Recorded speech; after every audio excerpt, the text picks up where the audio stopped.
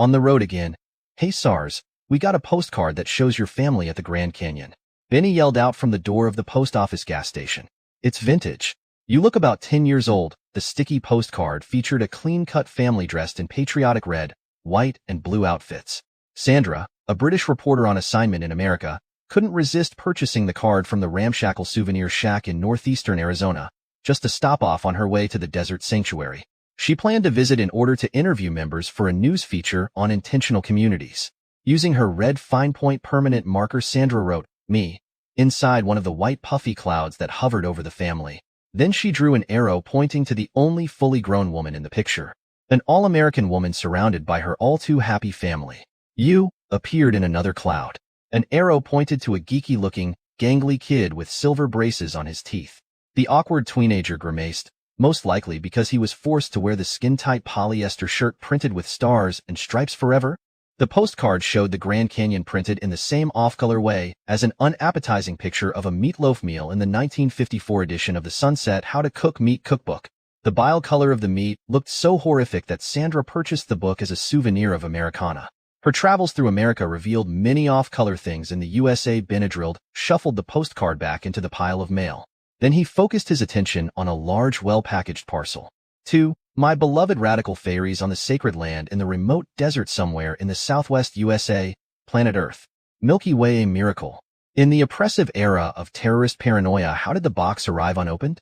Still wrapped in white paper and covered with iridescent fairy stickers, the parcel was topped off with a large lipstick print and a red stamp that said the gift was sealed with love, love, love from Saint Anthrax. Ooh, a gift. Benny shook the box up, down, and all around. This smells like it is for you. Benny sniffed the rose-scented letter. Mr. Marcello Johnson, especially addressed, zip code-less letter. From Ms. Delilah Johnson, Godamental World Headquarters, Duaname, Alabama to Mr. Marcello Johnson, Fairy Sanctuary, God knows where, USA. Loki, give me the box. SARS snatched the package from the young trickster. It is addressed to my beloved radical fairies. It is not addressed to the fairy Loki. Yes.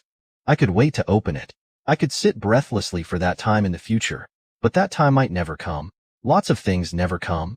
Loki lived for constant, instant gratification. Faced with now or later, I choose now. The present is now, and the future is now. Fairies, please. Let's not start the cat fights already. To clear the air, Loki's older and wiser boyfriend Dingleberry lit up a white sage smudge stick and waved the bad vibes away. The former archaeologist SARS was chosen to drive to San Francisco. Some macho police officer would probably stop the van to check for driver's license, insurance, and registration. Then the cop would shine a bright light into the eyes of the driver. Of all the fairies on the road trip, SARS was best equipped to deal with authorities. Blessed with ashen blonde boy-next-door looks and steel blue eyes, he could talk his way out of a traffic ticket, a search of the fairy van, or getting arrested. To show no hard feelings about the mail, Mothra walked over to the open passenger window and gave Benny a high five. Take care of things when we're gone, Benny said. Watch out for those wild beasts, especially Snook Squish. Nearly a dozen happy and gay radical fairies settled in for the long trip ahead. A few of them snuggled together and had already fallen asleep to the audio tape of a burbling brook, a recording that helped muffle the rattling noise that came from the blown-out muffler.